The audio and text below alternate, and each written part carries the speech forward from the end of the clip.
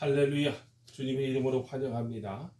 이 시간에는 성도의 정체성이라는 제목으로 여러분들과 함께 은혜를 나누고자 합니다. 성도의 정체성이란 성도는 누구인가라는 말과 동일합니다. 예수님께서는 제자들에게 너희는 나를 누구라고 하느냐고 질문하셨습니다.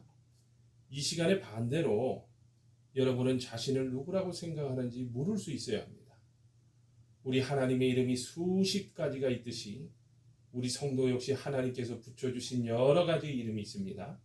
예를 들면 성도, 자녀, 신부, 성전, 제사장, 왕, 지체, 소금과 빛 등등 셀 수 없이 많은 은혜로운 이름을 갖고 있습니다. 그만큼 성도의 정체성은 아름답고 다양합니다. 다 말씀드릴 수는 없고 오늘 본문이 가르쳐주는 성도의 정체성을 몇 가지로 살펴보고자 합니다. 첫 번째입니다. 성도는 주님의 피로써 구속받은 자들입니다. 구속이란 사셔서 구원하셨다는 뜻입니다. 우리를 예수님의 피로 사셨습니다. 우리는 그것을 오늘 본문 12절에 그러므로 예수도 자기 피로써 백성을 거룩히 하려고 성문 밖에서 고난을 받으셨느니라고 한 말씀에서 알 수 있습니다. 영영 죽을 죄인이었지만 예수님의 피로써 죄사함 받고 의롭다함을 받은 사람이 되었습니다. 그러므로 중요한 것은 이 보혈의 공로를 믿는 겁니다. 믿는 것과 믿지 않는 것과의 결과는 하늘과 땅의 차이입니다. 예수님의 좌우편에 두 강도가 있었는데 두 사람 다 흉악한 죄인이었습니다. 그러나 한 사람은 믿었고 한 사람은 믿지 않았습니다. 그러나 그 결과는 하나는 천국이요 낙원이나 하나는 지옥으로 떨어졌습니다.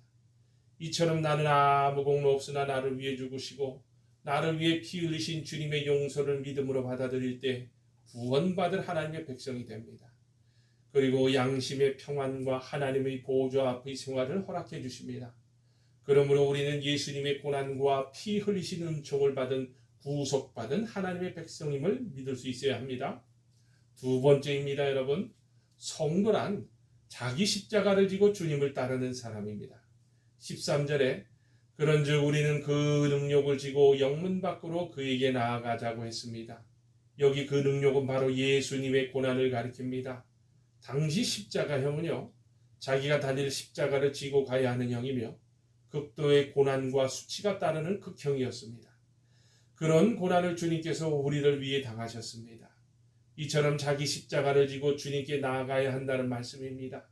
달리 표현하면 세상과 버타는 나의 죄를 회개하고 내 뜻과 욕망대로 살려는 옛사람을 죽이고 섬김의 주님의 발자취를 따라가야 한다는 말씀입니다.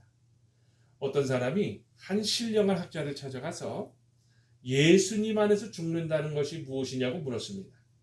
그러자 신학자는 미웠던 사람이 있느냐? 그의 무덤에 가서 종일 그 사람을 욕하고 돌아오라고 했습니다. 그랬더니 이번에는요, 신학자가 지극히 사랑했던 사람이 있느냐라고 또 묻습니다. 그 사람의 무덤에 가서 역시 종일 사랑한다는 애정어린 말을 하라고 합니다. 그런 다음에 신학자가 그들이 뭐라고 하더냐, 가서 발길질하며 미워한다고 말하느니 그 사람이 뭐라고 하더냐, 또 무덤을 쓰다듬으며 사랑한다고 말하니 뭐라고 하더냐라고 묻습니다. 그러자 그 사람의 대답은요, 아무 말도 하지 않더군요 라는 것이었어요. 맞습니다. 바로 그것입니다. 그와 같이 예수 안에서 죽는다는 것은 우리가 미움을 당해도 사랑을 받아도 높임을 받아도 반응하지 않고 주님 중심으로 사는 것이라고 했다는 이야기입니다. 자기 십자가 지고 온전히 죽은 사람이 참 성도라는 거예요. 세 번째입니다. 성도는 지상에 사나 소망 가운데 사는 사람입니다. 14절을 봅니다. 우리가 여기는 영구한 도성이었고 오직 장차 올 것을 찾나니. 여기에 나오는 영구한 도성은 우리가 영원히 거하게 될 새하늘과 새 땅을 가리킵니다. 지상의 소망이 아니라 천국의 소망을 갖고 살라는 거예요. 세상 것에 취해져 살지 말고 하나님이 언제 나를 부르실까? 천사의 나팔 소리를 날마다 곤대하며 사는 것이 성도입니다. 이런 이야기가 있습니다. 어느 동갑내비 노부부가 있었다고 합니다. 할머니는 남편을 위해서 현미밥과 생식을 대접하고 운동하게 하여서 85세가 되어도 건강하게 살았습니다. 그런데 갑자기 사고로 이 노부부가 동시에 돌아가셨어요. 그리고 이제 천국에 가니까 베드로가 의리의리한 저택으로 인도를 합니다. 이 집에서 사세요. 야, 이 집은 너무 비싸겠네요. 라고 베드로에게 묻자 베드로가 아니요. 여기는 천국입니다. 다 공짜예요. 아, 그래요. 감사합니다. 다음에는 이제 뷔페 식당으로 베드로가 인도합니다. 얼마나 좋은 음식들이 있는지 눈이 휘둥그레졌어요. 마음껏 드세요. 그러자 이 노부부가 아유 이 음식들은 너무 비싸겠네요. 그러자 베드로가 아니요 여기는 천국이에요. 공짜입니다. 너무나 좋은 음식을 먹고 살이 찔까봐 할아버지가 다시 묻습니다. 혹시 저칼로리 식당은 없습니까? 그러자 베드로는요. 염려 마세요. 여기 천국은 아무리 많이 먹고 마셔도 아프지도 않고 살도 찌지 않습니다. 아 그러자 이 할아버지가요. 팔딱팔딱 뛰면서 할머니에게 도리어 화를 내는 겁니다. 할아버, 아니 도대체 이 좋은 곳에 와서 왜 그렇게 화를 내세요? 라며 할머니가 되이려 묻자 이 할아버지가요. 할머니를 노려보더니요. 야 이 할망구야.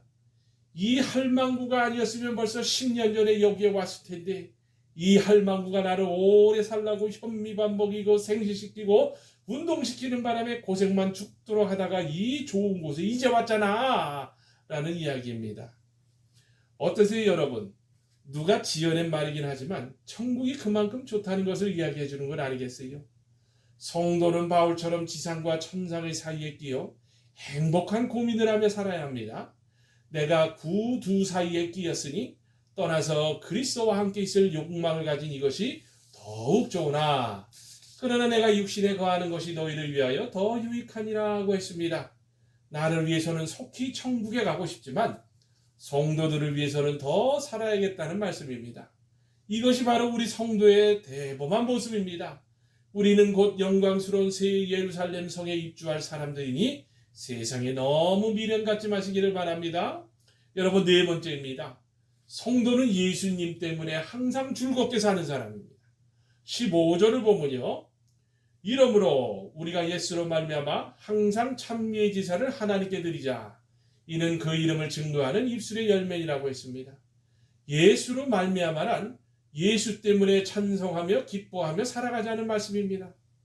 어느 기자가 앞도 못 보는 소록도에 한센병 환자들에게 물었습니다. 무슨 재미로 사십니까? 그러자 예수님 믿는 재미로 삽니다 하고 곧바로 대답하더랍니다. 얼마나 감동스러운 말씀 아닙니까? 이것이 우리 성도의 본연의 모습입니다. 세상적으로는 재미가 없어도 우리를 사랑하시고 복 주신 예수님 때문에 기뻐하며 찬양할 수 있어야 합니다. 하박국처럼 비록 무화과 나무가 무성치 못하며 포도나무에 열매가 없으며 감람나무에 소출이 없으며 밭에 식물이 없으며 우리의 양이 없으며 외양간에 소가 없을지라도 나는 여호와를 인하여 즐거워하며 나의 구원의 하나님을 인하여 기뻐하리로다 라며 찬송할 수 있어야 합니다. 여러분 다섯 번째입니다. 성도는요 사랑하며 좋은 일하고 사는 사람입니다. 16절에 보면요 오직 선을 행함과 서로 나눠주기를 잊지 말라. 이 같은 제사는 하나님이 기뻐하시느니라. 성도는 세상에 보내진 하나님의 천사입니다. 천사는 선하고 사랑이 많습니다. 우리들도 그래야 합니다. 그래서 주님은 너희가 서로 사랑하면 사람들이 내 제자인 줄 알리라고 하셨습니다. 우리가 열심히 기도할 뿐만 아니라 주님의 말씀대로 선행과 사랑으로 무장하면 이 세상은 점점 더 아름다운 세상으로 변할 수 있을 겁니다. 식물이 뿌리를 뻗는 것을 보면요 그냥 뻗지 않는다고 합니다. 유기농의 대가인 로데일시라는 그 책을 보면요 식물은 먼저 뿌리를 뻗을 곳에 자기 효소를 보내서 흙을 뿌옇게 변화시킨 다음에 뿌리를 뻗는다고 합니다. 그래서 나무를 옮길 때는요 꼭 그 자리에 있었던 자리에 흙을 가져다가 심어야 성공률이 높다고 하네요. 여러분 마지막으로 여섯 번째입니다. 성도는 나라를 위해 울며 기도할 수 있어야 합니다. 공산주의를 그렇게 싫어했던 고 김중곤 목사님의 대한민국을 위한 기도라는 시를 제가 한번 읽어드립니다. 주여 민족의 가슴마다 피 묻은 그리스도를 심어 이 땅에 푸르고 푸른 그리스도의 계절이 오게 하소서. 가정마다 이 집의 주인은 그리스도라고 고백하게 하여 주소서. 길에 있는 할머니들이 성경을 펴놓고 예수를 믿으라고 말하게 하여 주소서. 두 남녀가 데이트를 하면서도 예수님으로 이야기꽃을 피우게 하여 주소서. 두메마을 산골 우물가의 여인들이 모여서도 찬송하게 하여 주소서. 학교에서도 아무의 강요나 방해 없이 예수 그리스도의 이름으로 기도하고 공부하게 하여 주소서. 국회의원들이 출세하려고 국회의원이 되었지만 여기저기에서 회개하고 금식하고 기도하고 무릎 꿇는 국회가 되게 하여 주소서. 성도들이 전부 합심해서 기도하여 올바르게 대통령이 당선되면 그가 무릎을 꿇은 후에 주여 나는 당신의 종일 뿐 당신이 나의 대통령입니다 고백하게 하소서. 어머니들이 태중의 아이들을 임신했을 때 태교에서부터 그 아이가 무의식 중에도 그 어머니의 신앙에서 숨줄에서 힘줄에서 젖줄에서 어머니의 기도를 배우고 믿음을 배우고 말씀을 배워 태아 때부터 예수 그리스도의 형상을 이루게 하시고 태어나서는 죽든지 살든지 먹든지 마시든지 주 예수 그리스도의 영광을 위하여 산다는 고백하는 민족이 되게 하소서. 그리하여 깨끗한 대한민국, 범죄 없는 자유 대한민국, 복음화된 자유 대한민국, 성서 한국, 성령 한국, 선교 한국 되게 하여 예수의 계절이 오게 하소서. 이 날의 모든 악하고 더러운 반그리스도도 반기독교 세력을 멸하여 주옵시고 하나님의 영광을 드러내는 이 나라 이 민족이 되게 하옵소서. 예수님의 이름으로 기도 올립니다. 아멘. 여러분, 나라가 공산화가 된다면 이거야말로 가장 비참한 일인 겁니다. 그래서 성도라면요, 성령을 받은 사람들입니다. 저 마귀 사상인 악한 영 공산주의를 대적하면 물리칠 수 있어야 한다는 거예요. 여러분 말씀을 맺습니다. 사랑하는 여러분, 가장 안타까운 것은요, 신앙생활을 하면서도 자신이 누군지 모르는 겁니다. 자신의 정체성을 알고 살 수 있어야 합니다. 성도는 주님의 피로써 구속받은 자들입니다. 성도는 자기 십자가를 지고 주님을 따르는 사람입니다. 성도는 지상에 사나 소망 가운데 사는 사람입니다. 성도는 예수 때문에 항상 즐겁게 사는 사람입니다. 성도는 사랑하며 좋은 일하며 사는 사람입니다. 성령을 받은 성도라면 나라를 위해 기도하는 사람이라는 것을 절대로 잊지 말고 이 땅에서 어떤 시험과 환난과 역경이 닥칠지라도 넉넉히 이길 수 있는 저와 여러분이 되시기를 주님의 이름으로 축원합니다. 아멘.